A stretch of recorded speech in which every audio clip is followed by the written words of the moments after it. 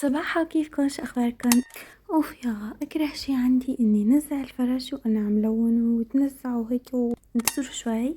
جبت اللوحة، انتظروا شوي، رجعت لكم فيديو جديد. يا مثلي الرسامين يا بلا. اليوم عندي اخبار لكم شوك شوك شوك. غيرت كالعادة الواحد. هاي، كيفكن؟ شو اخباركن؟ ان شاء الله كلكم بخير. رجعت لكم معكم روريتا، رح فرجيكم كيف رح تطلع اللوحة معي أنا الفنانة روريتا الصار. عندي أسبوع عطلة وإن شاء الله رح نزلكم ده الفيديو 2 3 وما بنكتر، ما بعرف قريت كتير كتير بجنن بعد غياب.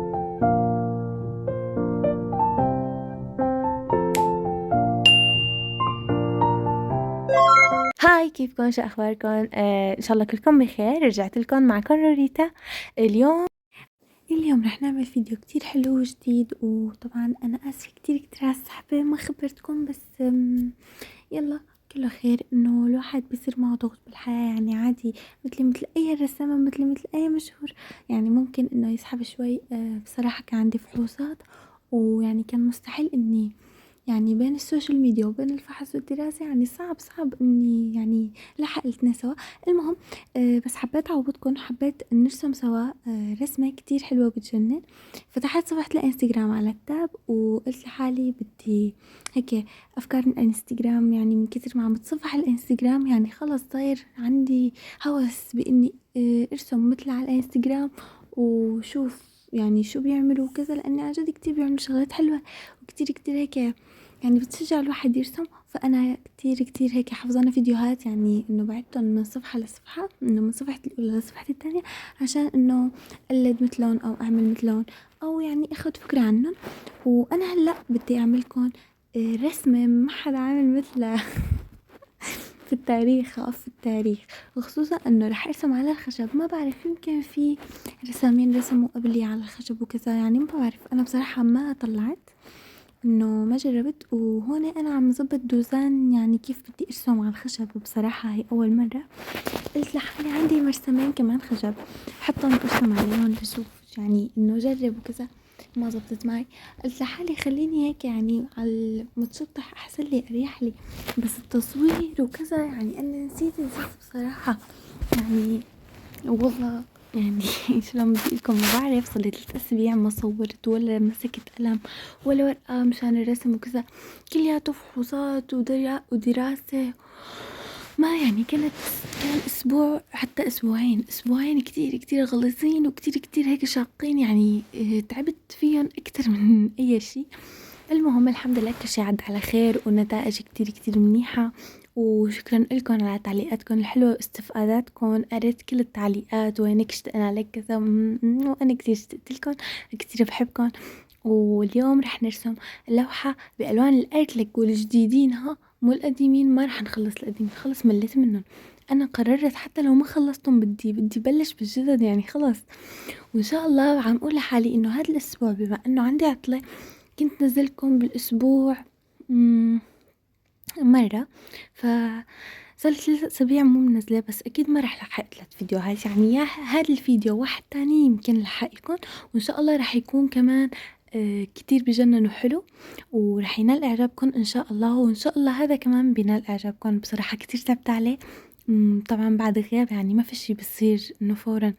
الواحد لما ببعد عن الشغل شوي بينساها مثل ما بيقولوا.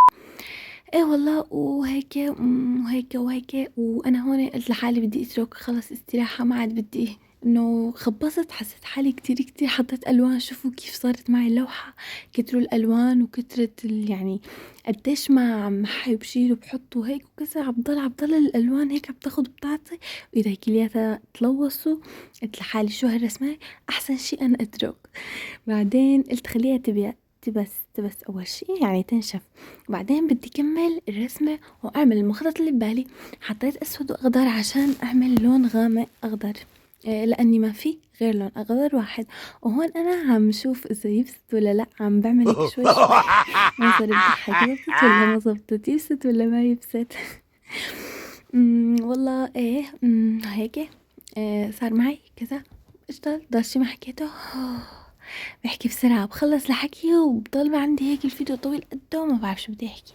يلا كله خير. المهم نحكي لكم شوي عن الرسمة. انا بتصفح انستغرام على الريلز كتير، بشوف كتير رسمات وكتير شغلات وكتير هيك بتاخد نظر، يعني بتلفت نظر وكذا، فببعتهم على صفحتي التانية وبقول انه يا بدي اقلد مثلهم يا بدي اخد فكرة عنهم وكذا.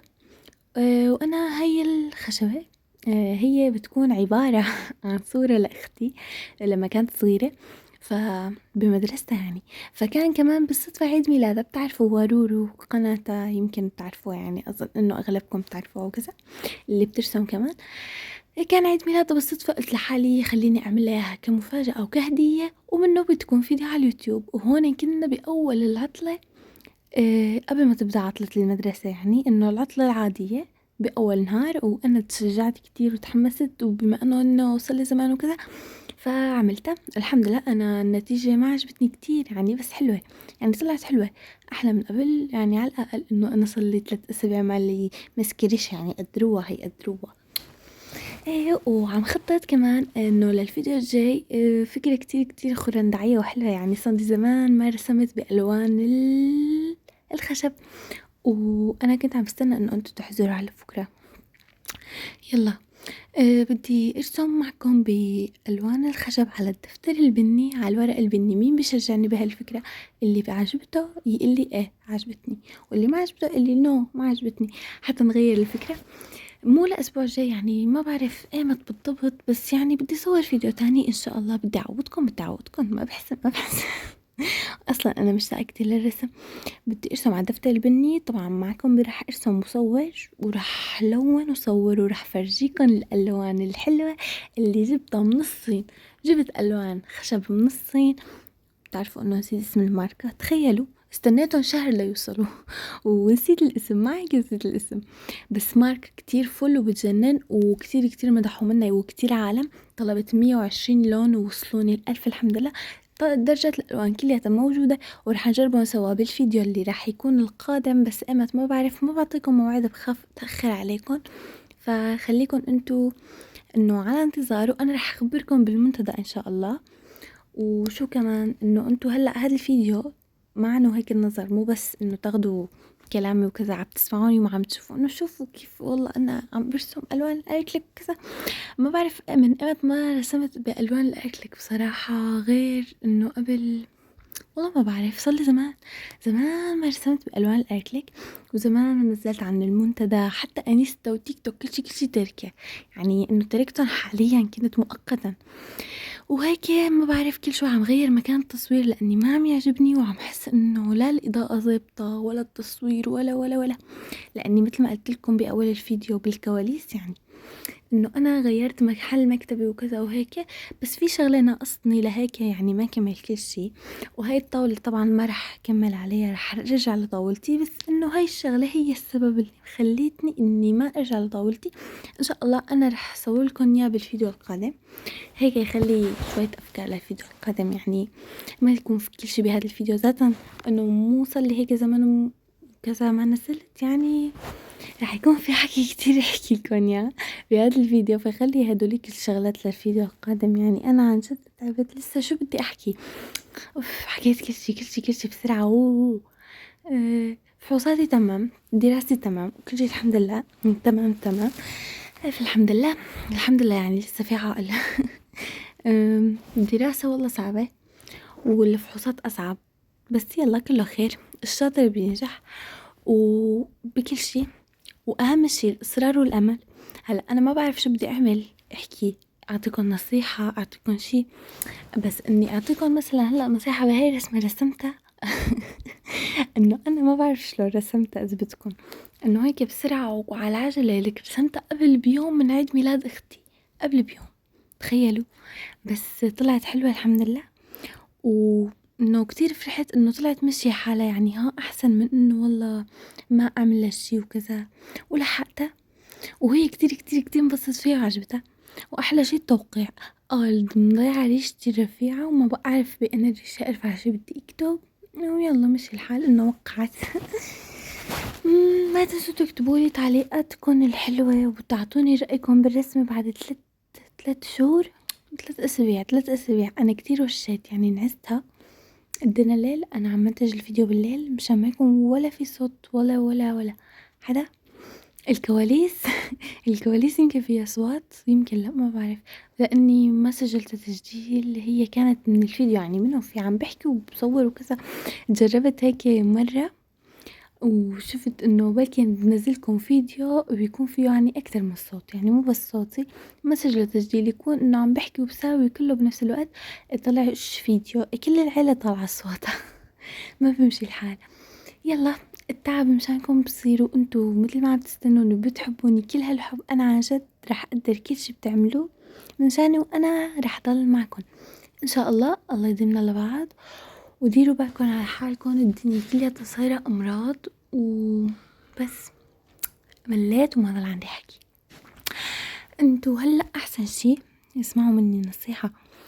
شوفوا هون انا ركزت والله المرسم، صرت رسامة عالمية يعني خالص، مرسم وكذا ورسمة شغلات كتير حلوة، بس هالإضاءة ما كنت أعرف أضبطها.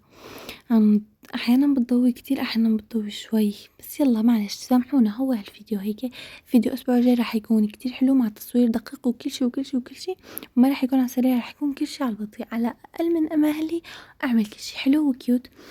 وهلأ انتو دققوا في الرسمة والرسم والحكي وكل شي، كل شي دققوا بكل شي، يعني خلي نظركن وعقلكن وكل شي كل شي معي، بحبكن كتير.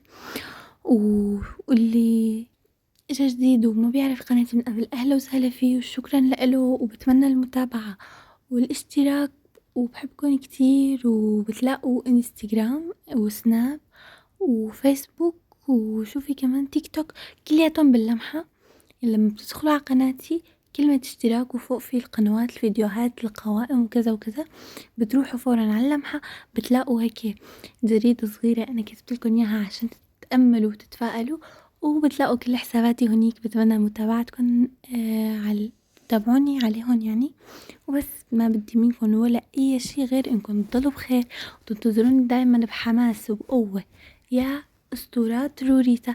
واللي بده يعني يشوف أي فيديو أو أي رسمة رسمة وأعطيه رأيي أو كذا، يعني حط هاشتاجي، وأنا يعني كل فترة وفترة بطلتل على الهاشتاج وبشوف مين نشر عليه وبعطيه رأيي وبكتب له تعليق حلو مثله، وبقدر إبداعه وبشكره كتير إنه بده رأيي، وأنا يعني مثل أي حدا عن جد بصراحة، وبنصحه لو في إشي يعني طبعا. ايوه بس هاي علشان اللي ما بيعرف الهاشتاج اسمه أسطورات روريتا، وعلشان اللي اجوا جديد واللي دي يجوا جديد، وبس ما عندي اكتر من هيك يعني خلص. كتير حكيت كتير حكيت، يمكن انتم مليتوا مني، بس يلا هيك احسن تملوا مني، احسن ما يضل هيك نقص، احس حالي هيك والله منقصة عليكم انا. وضل معنا دقيقتين للفيديو، رح احط لكم موسيقى هيك هادئة بعد ورور حكي كتير. انتو هيك مع موسيقى هادئة هيك معنا بالفيديو، وكتبوا لي إذا حلو ولا لأ، وكتبوا تعليقات وحركات حلوة كتير مثلكم. وبس بشوفكم بالفيديو القادم، تصبحوا على خير.